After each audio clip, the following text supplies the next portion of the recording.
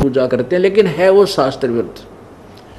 अब फिर आते हैं पवित्र गीता जी अध्याय नंबर 7 के श्लोक 15 से आगे चलते हैं। अब ऐसे इस पवित्र सदग्रंथ का एक तत्व, एक सार निकलेगा, और इस सार के बाद हम अपनी भक्ति को सुचारू कर पाएंगे। अब इसमें क्या कहा कि अर्जुन, मेरी पूजा भी यानी ब्रह्म साधना भी 4 प्रकार के करते हैं। अन्य देवताओं की पूजा, तीनों गुणों की पूजा, ये तो व्यर्थ है ही है, ये तो क्लियर कंसेप्ट हो गया, ये तो करनी नहीं। और कहते जो ब्रह्म साधना करते हैं, जो देवी बता रही है और ये काल भी कह रहा है, वो 4 प्रकार के करते हैं। एक अर्थार्थी, एक आरत, जिज्ञासु और ज्ञानी। अर्थार्थी वो होते हैं जो धन लाभ के लिए वेदों के ही श्लोकों मंत्रों से धार्मिक अनुष्ठान हवन यज्ञ आदि करते हैं। वो कोई और किसी शास्त्र के मंत्र जंत्र का सहयोग नहीं करते। ओम जय जगदीश रे, स्वामी जय जगदीश रे, जय गणेश देवा, इस तरह की आरतियाँ नहीं करते। वो केवल वेदों के मंत्रों से अनुष्ठान करते हैं। जैसे ये गायत्री मंत्र बना रखा है, ओम भूर्भुवः स्वः, वैसे इस मंत्र के साथ ओम शब्द नहीं लगना चाहिए। ये गलत है बिल्कुल, क्योंकि ये यजुर्वेद अध्याय नंबर 36 का मंत्र 3 है और उसमें ओम शब्द नहीं लगा हुआ है, और उसमें पूर्ण परमात्मा की महिमा गाई गई है। वो केवल एक महिमा बताई गई है, उसके पाठ से बार बार जाप करने से केवल ज्ञान यज्ञ का फल मिलता है। और यज्ञ का फल ऐसा समझो जैसे रोगी को ग्लूकोज हो। ग्लूकोज अपना लाभ करती है, लेकिन ट्रीटमेंट जो रोग काटने की दवाई वो न्यारी होती है, भिन्न है। वो ये मंत्र है जो दास आपको बताएगा। तो यहाँ प्रसंग चल रहा है कि ये क्या बताया है कि अर्थार्थी जो धन लाभ के लिए वेदों के मंत्रों से ही अपने धार्मिक अनुष्ठान करते हैं। आरत संकट निवारण करने के लिए भी वेदों के मंत्रों से ही वो अपना जंतर मंत्र यानी कोई अनुष्ठान करते हैं। और जिज्ञासु वो होते हैं जो परमात्मा की प्राप्ति की इच्छा से घर से निकलते हैं, और जैसे भी उनको गुरु संत मिले उनसे ज्ञान ग्रहण कर लेते हैं, वेदों के मंत्रों को कंठस्थ याद कर लेते हैं और आगे जाके वो वक्ता बन जाते हैं। वो भी तीनों ऊपर के ये तीनों यूजलेस बताए हैं। ब्रह्म के साधक अर्थार्थी, आर्थ और ये जिज्ञासु कहते ये मुझे अच्छे नहीं लगते। और ज्ञानी जो चौथे प्रकार का ज्ञानी है, ज्ञानी आत्मा वो होती है जिसको ये पता लग गया कि मानुष जीवन दुर्लभ है, मिले न बारंबार है। और जैसे तरवत से पत्ता टूट जाए फिर नहीं लागे डार, मानुष जन्म पाकर जो नहीं रटे हरि नाम, और जैसे कुआ जल बिना फिर बनवाया किसका। यूजलेस इस मानुष शरीर, ये मिट्टी हमारे किसे काम नहीं आओगी जब भक्ति नहीं की, परमात्मा प्राप्ति का प्रयत्न नहीं किया। तो फिर इन्होंने सोचा कि भगवान की भक्ति करनी है, मनुष्य जीवन मिला, वेदों को पढ़ा, उसमें लिखा केवल एक परमात्मा की भक्ति करो, अन्य किसी की नहीं, ओनली वन। उस एक परमात्मा को जानो जो सर्व सृष्टि रचनहार है, वो पाप नाशक है, सबका दुख निवारण करने वाला है, वो पूर्ण परमात्मा है। उसी की भक्ति से जन्म मृत्यु का रोग समाप्त होगा। अब उन ज्ञानी आत्माओं ने ब्रह्मा विष्णु महेश और अन्य देवताओं की पूजा की चाह नहीं रही। उन्होंने वेदों को पढ़ा, जैसा भी जिससे सुना, जैसे दुर्गा कह रही है, गुणगान तो कर रही है परम अक्षर ब्रह्म के, और उसको कभी अक्षर ब्रह्म बोल रही है, फिर कहती है ब्रह्म की साधना कर, उस परम अक्षर ब्रह्म का मंत्र बता रही है, ओम जाप, ओम मंत्र, ओम एक अक्षर, और कहती है वो ब्रह्मलोक में रहता है। है अब पुण्यात्माओं, यहाँ बिगड़ रही है सारी बात। भक्तों की कमी रही नहीं, जिन्होंने कई हजारों वर्षों तक अपना शरीर भी झोंक दिया भगवान के लिए, तपस्याएं की, कांटे हो गए सूख कर, दीमक चढ़ गई शरीर के ऊपर, बम्बई बन गए, लेकिन परमात्मा नहीं मिला। क्यों नहीं मिला? क्योंकि उनको तत्वदर्शी संत नहीं मिला। जो गीता जी अध्याय नंबर 4 के श्लोक नंबर 34 में कहा कि अर्जुन, जो चौथे अध्याय के 32वें श्लोक में जिस परमेश्वर की अमर वाणी यानी तत्व ज्ञान के विषय में कहा है, जिसमें विस्तार से सब अनुष्ठान के यज्ञों के विषय में जानकारी है, वो किसी तत्वदर्शी संत के पास जाकर समझ उन तत्वदर्शी संतों को दंडवत प्रणाम कर विनम्र होकर उनसे प्रश्न कर, वो परमात्म तत्व को जानने वाले, तत्व ज्ञान को जानने वाले वो तत्वदर्शी संत तुझे उस परमेश्वर की के बारे में जानकारी देंगे, फिर वो साधना कर। यही प्रमाण यजुर्वेद अध्याय नंबर 40 के श्लोक नंबर 10 से लेकर 13 में स्पष्ट किया है कि कोई परमात्मा को जन्म लेने वाला, कोई ना जन्म लेने वाला, कोई साकार कोई निराकार बताता है। इसका यथार्थ ज्ञान तो तत्वदर्शी संत ही बताते हैं, उनसे सुनो। इससे सिद्ध है कि पवित्र चारों वेदों और पवित्र श्रीमद् भगवद गीता का ज्ञान इनकम्प्लीट है, गलत नहीं है, अधूरा है, ब्रह्म तक की साधना का ज्ञान है। और इसलिए यजुर्वेद अध्याय नंबर 40 के श्लोक 15 मंत्र 15 में कहा है कि ओम कर्तु समर कलवे समर और कर्तुम समर। ओम नाम का जाप काम करते करते सुमन करो, विशेष कसक के साथ सुमन करो और अपना मूल कर्तव्य जानकर सुमन करो। तो उन ज्ञानी आत्माओं को जैसा भी अपने आप निष्कर्ष निकाला कि ओम नाम का जाप लिखा है यजुर्वेद में, यजुर्वेद से मंत्र तो ले लिया ओम,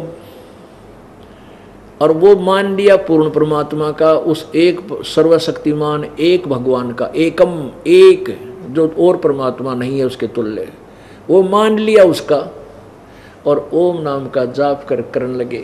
और फिर ये हठ योग कहाँ से ले लिया? ये घोर तप करना, ये किसी शास्त्र में नहीं है। जो घोर तप को तपते हैं वो शास्त्र में साधना है, वो नरक के भागी है। ये तप कहाँ से लिया इन ऋषियों ने? जब ब्रह्मा जी की को कमल के फूल पर रजगुण ब्रह्मा जी की उत्पत्ति दुर्गा और इस काल ने कर दी अपने दोनों के मिलन से, तो उसके बाद इसको कोमा में रखा, और जब ये बड़े हुए तीनों भगवान ब्रह्मा जी को कमल के फूल पर लेटा दिया, वहाँ इसको होश में ला दिया। ब्रह्मा जी कहते हैं जब मैं होश में आया तो मुझे नहीं मालूम मैं कहाँ से उत्पन्न हो गया, मैं तो कमल के फूल पर बैठा था। फिर सब कुछ देखा, इस कहीं और छोर पृथ्वी का मिला नहीं। तब मैंने सोचा भी मेरा क्या कर्तव्य है, इसे सब जगह जल ही जल है, मैं क्यों पैदा हो गया। तब आकाशवाणी हुई कि तप करो तप करो।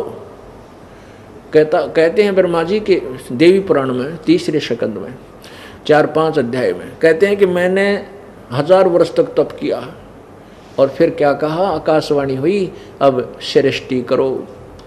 तो यही सबसम वेद में लिखा है परमात्मा की सच्चिदानंद घन की वाणी में, तपो तपो कर वाक्य सुनाया, लोक रचो बल मेरी माया। उस काल ने तप तप तप तप का वाक्य बोला, और फिर जब तप कर गया, जब कहा कि अब सृष्टि कर, लोक रचो बल मेरी माया। अब वहां से तप ले लिया, क्योंकि जब तक तो ब्रह्मा को वेद मिले भी नहीं थे। अब वो तपो तपो का वाक्य जो आकाशवाणी हुई वो काल ने करी, ब्रह्म ने भ्रमित करने के लिए। तो इन देवताओं ने वो तपो शब्द तप का तो वहां से ले लिया कि भगवान उस काल की वाणी को परम पूर्ण परमात्मा की का आदेश मान लिया, जबकि इस काल का आदेश था। उसके बाद ये चारों वेद मिले, वेदों में ओम मंत्र पाया, तो इन सब ने यू खिचड़ी बना ली। ओम नाम ते ले लिया वेदों से पूर्ण ब्रह्म का जान के, और तप सुन लिया ब्रह्मा जी से उस आकाशवाणी मान के पूर्ण परमात्मा की। इन सब ने मिलकर फिर ये ओम नाम का जाप शुरू करने लगे बैठ के। ये कुछ देर तक जब मंत्र का हम जाप करेंगे, इससे कुछ अंदर हमारे आध्यात्मिक शक्ति उत्पन्न होती है। जैसे हम पंप से हवा भरते हैं साइकिल की ट्यूब में, तो धीरे धीरे वो उसमें शक्ति आनी होती शुरू हो जाती है, करड़ापन हो जाता है। तो उसके बाद फिर क्या होता है कि कुछ दिनों के बाद उस ओम नाम के मंत्र से शरीर का ऐसी स्थिति बन जाती है कि गर्मी सर्दी भी कम लगने लग जाती है आध्यात्मिक शक्ति के कारण। फिर ये क्या करते हैं, अपने आप धीरे धीरे अंदर टटोलना शुरू करते हैं। फिर इनका कोई कमल खुल जाता है। ओम नाम का जाप ये उच्चारण करके करते हैं। गीता जी अध्याय नंबर 8 के श्लोक नंबर 13 में गीता ज्ञानदाता कहता है कि मेरा एक ओम अक्षर है, मुझ ब्रह्म का। ओम इति एक अक्षरम ब्रह्म व्यवहारण माम अनुस्मरण ये प्रयाति तो जंदे हम सयाति परमागति। ये कहता है कि मेरा एक वो मंत्र है उच्चारण करके सुमन करण का। तो ये उच्चारण करके सुमन करना शुरू करते हैं तो मूल कमल खुल जाता है ना, ये ब्रह्मा जी का कमल खुल जाता है। स्वाद चक्र जिसे कहते हैं, सेकंड नंबर नीचे से सेकंड नंबर का। तो इसमें से कोई भी एक कमल, हमारे शरीर में एक चैनल बने हैं, जैसे टीवी में चैनल होते हैं, और जौन सा भी चैनल ऑन हो गया, यदि टीवी ठीक है और कनेक्टेड है पीछे से, तो उसमें उस चैनल के कार्यक्रम आने प्रारंभ हो जाते हैं। किसी में फिल्म चल रही है, कितना कोई झरना बह रहा है, कितना कोई एडवर्टाइजमेंट चल रही है, तो आदमी देखता देखता उसमें काफ़ी समय निकल जाता है। तो ऐसे ही ऋषियों ने साधनाएं की पूर्ण परमात्मा की प्राप्ति के लिए, पूर्ण परमात्मा की भक्ति जानकर, और कर ली काल की भक्ति ब्रह्म की। तो ऐसे ही समाधिस्थ हुए, इनको अंदर की झलक आने लगी और अंदर टेलीविज़न की तरह बहुत सुंदर दृश्य आने शुरू हो जाते हैं, जो समाधि लगाती है। वैसे समाधि में 10 मिनट भी ना बैठा था आदमी, बजाय अंदर कुछ ना दिखा था, इसने कौन ड्रेड हो वे, मतलब अंदर इस शरीर में पूरे ब्रह्मांड के जहाँ जहाँ भी जिस कमल का संबंध है, उसके इस कमल के अंदर, इस हमारे शरीर के अंदर, रीढ़ की हड्डी के अंदर की तरफ जो बने हुए कमल हैं, इनमें ऊपर के पूरे दृश्य टीवी की तरह एक स्थान पर आप देख सकते हैं। तो ये ऋषि लोग ऐसे देखने शुरू कर दिए ना, आप बिना पता कौन से कमल में कहाँ घूम रहा हूँ मैं, तो वो ऊपर के नज़ारे किधर डांस हो रहे हैं, किधर बाजे बाज रहे हैं ऊपर के लोगों के, और किधर झरने बह रहे हैं, किधर कुछ हो रहा है, किधर कुछ हो रहा है। उनको देख देख कर ये काफ़ी वर्षों तक बैठे रहते हैं, और ऐसी अभ्यास, ऐसी आदत बन जाती है। जो ही वो बाहर समाधि टूट जाती है तो बाहर का दृश्य उसको अच्छा नहीं लगता, फिर बाज के फिर अंदर देखते हैं, अब देखूंगा ऊपर क्या है, और वो देख रहे हैं फिल्म, और बैठने से तप बन गया। अब उस फिल्म को देखने के लिए जो वो बैठे रहे 10 वर्ष, 20 वर्ष, 50 वर्ष, उससे तप बन गया, और सिद्धियां आ गई इन मंत्र से। ये प्रभु पाक गए, जो बैटरी चार्ज कर ली 5, 10, 20, 50 वर्ष बैठ कर जो साधना की, उससे तप बन गया, और तप के साथ साथ जो मंत्र जाप करते थे, सिद्धियां आ गई।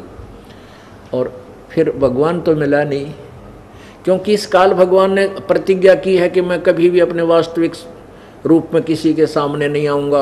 अब जब जैसे भी कोई साधक साधना कर रहा है, किसी को तो ब्रह्मा रूप में भी दर्शन दे देता है समाधि में, किसी को विष्णु रूप में, किसी को शिव रूप में। तो वो साधक जिसने शिव रूप में दर्शन दिए हैं काल ने, ब्रह्म ने, उस ओम नाम के जापते हैं, तो वो मान लेता है कि शिव जी जो है ना, ये तमोगुण शिव, ये ही पूर्ण परमात्मा है। और जिसको इसने दिए विष्णु रूप में दर्शन, तो वो मान लेते हैं ये विष्णु जी ही परमात्मा है, ये छुपा रहे हैं अपने आप को। अब तक यो ऐसे या रोल गो गुरु बचन पे डट गे रकट गे फंद 84 के, वस्तु मिली ठोर की ठोर, मिट गई मन पापी की दौड़।